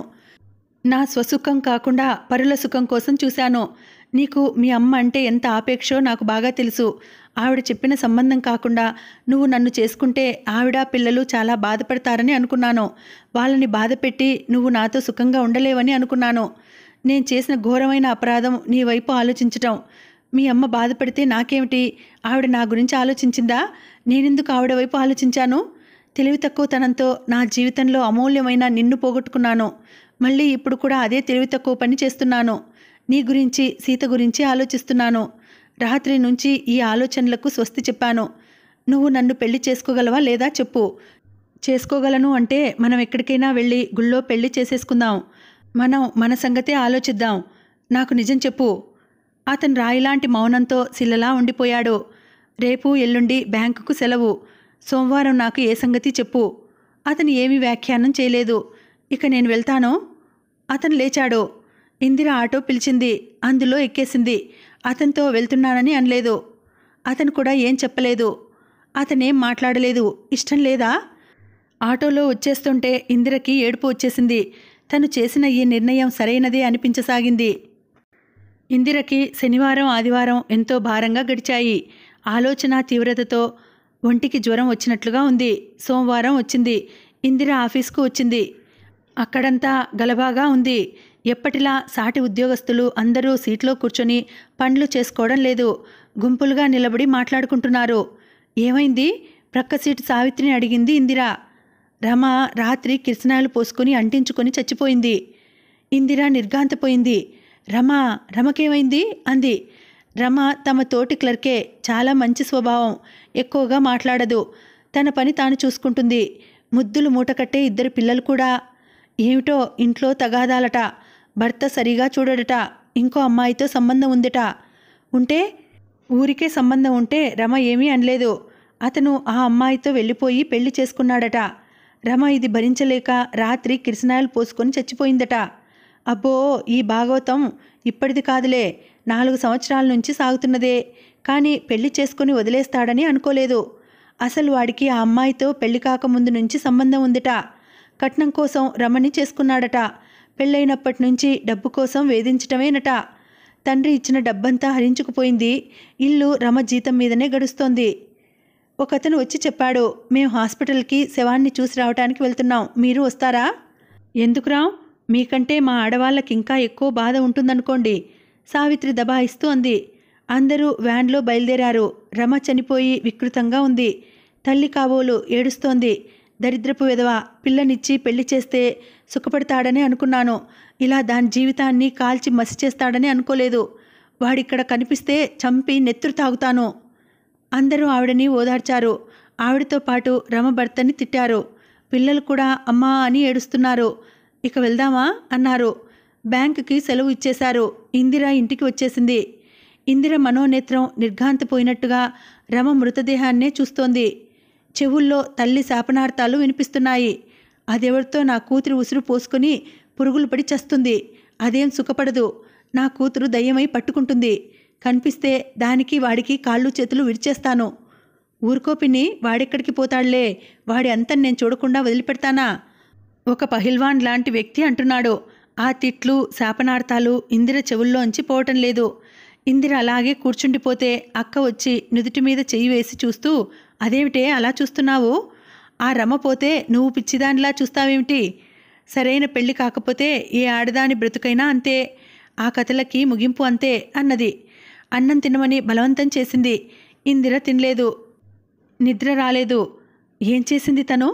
విద్యాపతిని వచ్చేయి పెళ్లి చేసుకుందాం అంది. అతను వచ్చేస్తాడు, సందేహం ఏమీ లేదు. తన మీద అతనికున్న ప్రేమలో తనకి రవ్వంత కూడా సంశయం లేదు. అప్పుడు సీత ఏమవుతుంది? సీత శరీరం కాలి వికృతంగా ఇందిర కళ్ళెదుట నిలిచింది. ఇందిర గట్టిగా కేక పెట్టింది. ఏమిటి? వంటింట్లో సర్దుతున్న అక్క పరిగెత్తుకు వచ్చింది. ఇందిర ముఖం నిండా చెమటలు పట్టి ఉన్నాయి. ఏమైందే? ఏం లేదక్కా. ఏమిటో భయంగా అనిపించింది. అక్క ఇందిరను వింతగా చూసింది. భయమేస్తోందా? నేను దగ్గర పడుకోనా అంది. పడుకోమన్నట్టు చూసింది. అక్క తలుపులు వేసి వచ్చి పిల్లని హత్తుకొని పడుకుంది. మరుక్షణంలో గురక పెట్టసాగింది. ఇందిర మంచం మీద అలాగే కూర్చుంది. తను ఎంత ఘోరం చేయబోయింది? విద్యాపతిని తనతో వచ్చేయమంది. సీత గతేమిటి? అసలు ఇందులో సీత తప్పే ఉంది. విద్యాపతిని సీత అమాయకంగా అందరూ తల్లిదండ్రులు కుదిర్చిన సంబంధంలాగానే చేసుకుంది. విద్యాపతి అంత క్రితమే ఇంకో అమ్మాయిని ప్రేమించటం సీత అపరాధం కాదే. సీతని ఒప్పించి విద్యాపతి రాగలిగితే బావుంటుంది. కానీ అది సాధ్యమా? ఈ ప్రపంచంలో ఏ దేశంలోనూ ఇవ్వని విలువ తెలుగుదేశంలో పెళ్లికి ఉందేమో. ఆ పెళ్లి చాలా విలువైనది అనే కదా తను పెళ్లి కోసం తాపత్రయపడింది. పెళ్లి విలువే తెలియకపోతే విద్యాపతితో కలిసి ఉండిపోవచ్చుగా. ఇందిరకి మతిపోయినట్టే ఉంది. చివరికి అసలు నా బుర్రలోనే పెద్ద లోపం ఉంది. ఎంతసేపు నా కోసం నేనుగాక ఎదుటివారి కోసం ఆలోచిస్తాను. నుదురు కొట్టుకుంటూ తన మీద తనే ఆగ్రహం తెచ్చుకుంది. విద్యాపతి ఏమని నిర్ణయించుకున్నాడు? సీతని వదిలి తనతో వచ్చేయటానికేనా? తన మీద ఎంత ప్రేమ ఉంటే మాత్రం అదేం నిర్ణయం? అది అతని వ్యక్తిత్వానికే గొడ్డలిపెట్టుగా ఉంటుంది. అతను సరేనంటే తనకి అసహ్యం వేస్తుందేమో. అప్పుడు తనేం చేయాలి? ముఖం మీద తన అసహ్యం చెప్పేసి వెళ్ళిపొమ్మనమని అనాలా? ఒకవేళ సీతని వదిలి రాలేను అంటే? ఇందిరకి ఇంకా నీరసం వచ్చేసింది. మంగళవారం ఇందిర ఆఫీస్కు వచ్చింది. మనసు బోన్లో న్యాయమూర్తి తీర్పు కోసం నిలబడిన ఖైదీలా ఉంది. విద్యాపతి వస్తే ఏం చెయ్యాలి? రాకపోతే ఏం చెయ్యటం? ఇందిర మాటిమాటికి గడియారం వంకే చూస్తోంది. ఖాళీగా ఉన్న రమ సీట్ చూస్తుంటే గుండెలు చెరువు అయిపోతున్నాయి. రమ ఎంత మంచిది, ఒట్టి గంగిగోవు లాంటిది. అంత మంచివాళ్లకు ఎందుకలా కష్టాలు వస్తాయో కదా. ఇందిర మనసు కాసేపు రమవైపు, కాసేపు విద్యాపతి వైపు ఊగిసలాడుతున్నట్టుగా కదులుతోంది. ఎంతో కష్టం మీద కొన్ని యుగాలు అయినట్టుగా అతి భారంగా గడిచిన తర్వాత సాయంత్రం అయింది. బ్యాంక్ మూసే టైం అయింది. అందరూ ఇంటికి వెళ్తున్నారు. ఇందిర బయటకు వచ్చింది. అక్కడ విద్యాపతి లేడు. ఇందిర తోటి క్లర్క్ అయిన సావిత్రిని తోడు అట్టు పెట్టుకొని గంటకి పైగానే వేచి చూసింది. విద్యాపతి రానేలేదు. ఇందిర నిట్టూర్చింది. సారీ సావిత్రి, నిన్ను ఇబ్బంది పెట్టాను. పద, ఇంటి దగ్గర దించి వెళ్తాను అని ఆటోని పిలిచింది. సావిత్రి వద్దంటున్నా ఇంటి దగ్గర దించింది. అక్కడి నుంచి ఇంటికి వచ్చేసింది.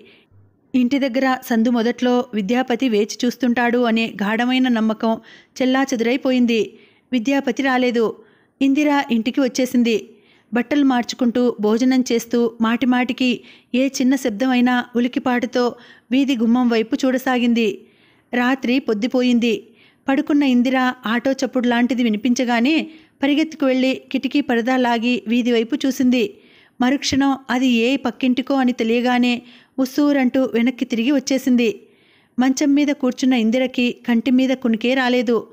విద్యాపతి వస్తాడని తన అంతరాత్మ ఇంత గట్టిగా చెప్పిన సత్యం ఇలా అయిపోయిందేమిటి అని అనిపించసాగింది. భళ్ళున తెల్లవారింది. ఇందిర నీరసంగా పడుకుంది. ఆఫీస్కి అతి ప్రయత్నం మీద లేచి తయారై వెళ్ళింది.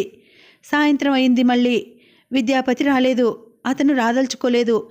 సమాధానం చెప్పలేక రాలేకపోయాడు. ఇందిరకి చాలా కోపం వచ్చింది. వచ్చి ధైర్యంగా ఒక్క మాట చెప్పి వెళ్ళినట్టయితే తనెంత సంతోషించేది. అతని పిరికితనానికి అసహ్యం వేసింది. కబుర్లు చెప్పాడే గాని అతను స్థితిమంతులైన అత్తవారిని వదులుకుంటాడా? తను పిచ్చిది కాబట్టి అతని కోసం జీవితాన్ని వదులుకుంది. ఇందిరకి ఆ క్షణంలో ఈ లోకంలో మిగతా అందరూ తనకంటే చాలా తెలివిగల వాళ్ళు అనిపించింది. 1 గంట దాటేసరికి ఇందిర ఇక ఆగ్రహం పట్టలేకపోయింది. తనే వెళ్ళి అతని ఆఫీస్కి ఫోన్ చేసింది. ఇలా ఫోన్ చేయటం నేను ఇదే ఆఖరిసారి అని లోపల ప్రతిన చేసుకుంది. ఫోన్ మోగింది. అవతల నుంచి ఎవరో తీసినట్లు క్లిక్ మంది. ఇందిర బిగబట్టి హలో అనే సుపరిచితమైన స్వరం కోసం ఎదురుచూస్తోంది. హలో అవతల నుంచి వినిపించింది. కానీ ఆ స్వరం విద్యాపతిది కాదు. మొరటుగా బొంగొరుగా ఉంది. హలో, విద్యాపతి గారు కావాలి. విద్యాపతి గారా? వారు లేరండి, ఊరు వెళ్ళారు. ఊరా? ఏ ఊరు? బొంబాయి. వారి మామగారు హార్ట్అటాక్తో పోయారు. ఫ్యామిలీతో వెళ్ళారు. ఇందిర ఈ మాట వినగానే నిటారుగా అయింది. మామగారు పోయారా? అస్పష్టంగా అంది. అవునండి, వారు వెళ్ళి 2 రోజులైంది. ఈరోజు వచ్చేస్తారు. మీరెవరో పనేమిటో చెప్పండి. మేనేజర్ గారు రాగానే చెబుతాను. హలో. ఇందిర అప్పటికే ఫోన్ పెట్టేసింది. లేరండి, వారి మామగారు హార్ట్అటాక్తో పోయారు. ఫ్యామిలీతో బొంబాయి వెళ్ళారు. ఆ మాటలే వినిపిస్తున్నాయి. సీత తండ్రి పోయాడా? విద్యాపతి సీతని తీసుకుని బొంబాయి వెళ్ళాడా? ఇందిరకి ఎలాగో ఉంది. వచ్చి సీటు దగ్గర కూర్చుంది. ఫైల్లో అంకెలు కనిపించటం లేదు. ఆ ఫైల్లో బొంబాయి కనిపిస్తోంది. అక్కడ సీతని ఊరడిస్తున్న విద్యాపతి కనిపిస్తున్నాడు. సీత తల అతని భుజం మీద ఆని ఉంది. సీత ఏడుస్తోంది. విద్యాపతి చెయ్యి సీత తల నిమురుతోంది. సీత, ఏడవకు ప్లీజ్. డాడీ తిరుగుతూ పోయారు. ఆయన ఎంత అదృష్టవంతులు. నువ్వు పెద్దదానివయ్యావు. ఆయనకి ఇంకా చింతేముంది చెప్పు. ఏడవకు. ఇదిగో ఈ కాఫీ కాస్త తాగు. మంచిదానివి కదూ. నా మాట వినువు. కాఫీ తాగకపోతే నా మీద ఒట్టే. అతను బలవంతంగా తాగిస్తున్నాడు. ఒక్క గుక్క తాగిన సీత అతని వైపు బేలగా చూసింది. ఏమండి? ఆ కళ్ళల్లో నీళ్లు తిరిగాయి. సీత. అతను ఆ తలని గుండెలకి అదుముకున్నాడు. సీత అతని గుండెల్లో ఒదిగిపోయి ఏడుస్తోంది. మిమ్మల్నేనమ్మా, మేనేజర్ గారు పిలుస్తున్నారు. ఫ్యూన్ గట్టిగా అరిచాడు. ఇందిర ఉలిక్కిపడింది. తనంతాను సర్దుకుని లేచి అతని వెంట నడిచింది. ఇందిర కళ్ళకి మేనేజర్ గారి రూపం మాత్రమే కనిపిస్తోంది. ఆయన ఏం మాట్లాడుతున్నాడో అర్థం కావటం లేదు. ఇందిర మరో గంట మేనేజర్ చేత చివాట్లు తిని ఒంట్లో బాగోలేదని సెలవు పెట్టి ఇంటికి వచ్చేసింది. 10 రోజుల అనంతరం సీత ఇంట్లో లాయర్ గారు కూర్చుని ఉన్నారు. విద్యాపతి టేబుల్కి ఆనుకొని నిలబడి ఉన్నాడు. సీత కుర్చీలో కూర్చుని ఉంది. లాయర్ గారు దస్తావేజు కట్టలు జాగ్రత్తగా మళ్ళీ కడుతూ, సీతమ్మ తల్లి, అది విషయం. మీ నాన్న స్వార్జితమైన ఈ ఆస్తి నీకు పుట్టబోయే పిల్లలకి చెందుతుంది. మీరు ఉభయులు బ్రతికి ఉండగా దాని మీద ఐవేజు అనుభవించటం మినహా అమ్మటానికి దానం చేయటానికి వీల్లేదు అన్నాడు. సీత రెప్పపాటుగా విద్యాపతి వైపు చూసింది. అతని చేతులు కట్టుకుని నిలబడి అందర్నీ చూస్తున్నాడు. సరేలేండి, వినిపించారుగా అంది లాయర్ గారు అందించిన దస్తావేజులు అందుకుంటూ. సీతమ్మ తల్లి, ఇంకో విషయం కూడా చెబుతాను. మీ నాన్న నువ్వు పుట్టకముందు మీ బాబాయి కొడుకు వరప్రసాదాన్ని పెంచుకున్నాడు. అతనిప్పుడు తనకీ వాటా ఉందని దావా వేస్తాడట. రంకెలు వేస్తున్నాడు. కాస్త మీరు జాగ్రత్తగా ఉండాలి. వేయనీయండి అంది నిర్లక్ష్యంగా. సీత దస్తావేజులు తీసుకుని బీరువాలో భద్రపరచడానికి వెళ్ళింది. ప్లీడర్ గారు వెళ్ళిపోతూ ఆగి విద్యాపతి భుజం మీద చెయ్యి వేస్తూ, సీత ఆడపిల్ల, ఇంతవరకు తండ్రి చాటున పెరిగింది. అందరూ గద్దల్లా కాచుకొని ఈ ఆస్తి ఎట్లా కాజేయడమా అని చూస్తున్నారు. ఇక నుంచి నువ్వే ఈ ఆస్తికంతటికీ పెత్తందారివి. జాగ్రత్తగా చూసుకోనాయనా. చూడు, ఈ ధనం ఉందే, దీన్ని సంపాదించటం కష్టం కాదు. జాగ్రత్తగా కాపాడుకోవడమే ఎక్కువ కష్టం. అమ్మా సీతమ్మ తల్లి, నేను వెళ్తున్నాను. ఏదైనా అవసరం ఉంటే కాకితో కబురు పంపు. రెక్కలు కట్టుకొని ఎగిరి వస్తాను. నువ్వేం భయపడకు, నేనున్నాను అన్నాడు. సీత కళ్ళల్లో లీలగా తడి మెరిసింది. అలాగే బాబాయ్ అంది. సీత తండ్రి పోయిన శ్రాద్ధ కర్మలు చాలా ఘనంగా జరిపించింది. తల్లి సుస్థి మనిషి అయిపోయింది. ఆవిడనే సీత చూడాలి. సుభద్రమ్మగారు మాత్రం సీతని కన్నతల్లి కంటే ఎక్కువగా చూడసాగింది. సీత అంటే ఆమెకి ప్రాణం. ఇంత డబ్బుగల పిల్ల తన కోడలయ్యి తనని పిల్లల్ని మన్ననగా ఆప్యాయంగా చూడటం అన్నది ఆవిడ తన పూర్వజన్మ సుకృతం అని రోజుకి 100 సార్లైనా అనుకుంటూ ఉంటుంది. పిల్లలకి కూడా సీత అంటే ఇష్టమే. ఎందుకంటే తమకి కావలసినవన్నీ అన్నగారి కంటే ఎక్కువగా చూస్తుంది. సీత దిగాలు పడ్డట్టుగా కూర్చుండిపోయేది. తండ్రి ఎంతో సంపాదించి ఇచ్చాడు. కానీ దీనివల్ల తనకి సుఖం కంటే బాధే ఎక్కువగా ఉంది. కంపెనీ లాభనష్టాలు చూసుకోవాలి. భర్త మీద కోపంగా ఉన్నా అది ప్రదర్శించకూడదు. నౌకర్ల ముందు నవ్వుల పాలు అవుతానేమోనని భయం. తండ్రి పోయి 2 వారాలు పూర్తి అయ్యాయో లేదో కోర్టు నుంచి దావాల సమన్లు అందినాయి. ఒక్కసారి సీతకి ఇదంతా సర్దుకునేవారు లేక మోయలేని భారంగా అనిపించసాగింది.